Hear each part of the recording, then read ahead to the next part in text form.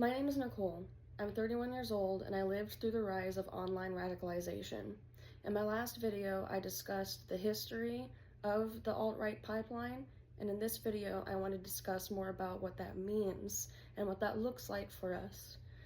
And I wrote these down, so I'm going to go ahead and just read. Are groypers anarchistic? At first glance, the chaotic antics, meme campaigns, and ambushes of mainstream conservatives might look like anarchy, but the resemblance is superficial. Anarchism is what people think communism is. Communism is what people think neoliberal capitalism is. And neoliberal capitalism is slowly evolving into good old fascism. Groypers borrow the aesthetics of chaos, but their endgame isn't freedom from authority's control, it's the control over authority. Real anarchism is principled. Its core movement is to abolish coercive hierarchies, the state, capitalism, patriarchy, and even organized religion, in the pursuit of freedom and equality. Anarchists experiment with decentralized structures, direct democracy, and mutual aid because they believe another world is possible, one without rulers who abuse control. Troll culture, on the other hand, thrives on spectacle. The bee to pole lineage wasn't driven by a coherent ideology, but by the thrill of provocation. Their so-called chaos was opportunistic and instrumental. It was designed to get attention, not dismantle power. Groypers inherit this style, but redirect it toward authoritarian goals. Where anarchists weaponize cooperation to challenge authority, groypers weaponize disorder to build their own. Imagine it's 1998. On a small text-based Usenet group, a handful of users are arguing over global politics. One poster claims Jews control the bank and media. Another cites a conspiracy theory about a world government. It's obscure, mostly ignored, and the only people reading it are other fringe ideologues or meticulous Wikipedia editors documenting extremism. The audience is tiny, the stakes low, and the ideas purely textual. Fast forwarding to 2003, 4chan's B board launches. The same ideas resurface, but this time they are visual, anonymous, and performative. A user posts a crude cartoon caricature of a Jewish banker, just for laughs. Others respond by exaggerating it, combining it with Holocaust references, or overlaying it on images of world leaders. Shock value rules. The more offensive, the more attention it gets. Irony is a shield. Some users repeat these posts so often that the line between joke and belief begins to blur. By the late 2000s, the Israel-Palestine conflict gives the meme topical fuel. Jokes about Jews or conspiracies are now framed as political critique, referencing Israel while perpetuating classic tropes. The same visual meme circulates endlessly, despite what forum or social media it's posted on. It becomes a tool to provoke outrage, recruit followers, and signal ideological identity. Anti-Semitism thrived on B long before it became politically weaponized on Pol. At first, it was shock humor, the edgiest possible taboo, invoked to prove you weren't PC, or to prove that you knew the effects of the Holocaust, but that was just in the past, and it's just all over now. Anti-Semitism offered a ready-made narrative framework, a centuries-old conspiracy theory that could be mapped onto anything.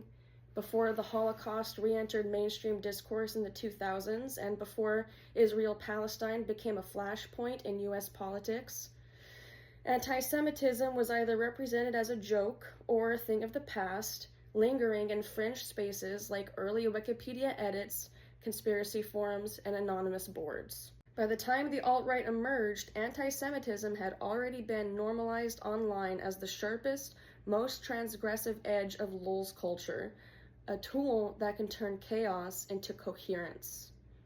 South Park crystallized the attitude that became central to troll culture. Nothing is sacred. People have said the same thing about Donald Trump as they do about Matt Stone and Trey Parker. I love it. They go after everyone. Nothing is sacred. By skewering liberals and conservatives alike, the show created a sense that cynicism was the highest form of intelligence. Some of the characters are made to be horrible on purpose. Cartman's open anti-Semitism, the "we hate everybody" posture, and later retcons like Tolkien Black showed both the appeal and the limits of this approach. For viewers raised on South Park, bigotry could always be brushed off as satire, a joke that punched in all directions. This framing became a cultural permission slip. Mocking racism wasn't necessary if you could just make racism itself the joke. Trolls absorbed that ethos, leaning into offensive humor under the guise of irony, until irony and sincerity blurred into one pipeline. South Park itself retconned a lot of their own jokes to make it clear they weren't seriously engaging in real hate. The people who were fans couldn't make that distinction themselves and worshipped Cartman, quoting him and other South Park characters like Towley often. "Don't forget to bring a towel." PewDiePie amplified this dynamic for a new generation. As YouTube's biggest star, he mixed gaming content with irony-driven humor that leaned on the same shock tactics familiar to 4chan. We all remember that he said the N-word, that he's embroiled in dog whistles. But do you remember his infamous Fiverr stunt, paying 2 men to hold a sign reading "Death to all Jews"? It was framed as absurdist humor, but it echoed the South Park logic. It's just a joke, so who cares? That plausible deniability allowed racist and anti-Semitic tropes to circulate in mainstream spaces without accountability. Millions of young viewers who were exposed to the same lulz culture that had incubated on B, but now through a figure who seemed relatable and harmless, PewDiePie carried the troll aesthetic from those boards into everyday youth culture, blurring the line between gaming humor and ideological radicalization. The connection became explicit in 2014 when South Park featured PewDiePie in the episode Rehash as part of a 2-episode series.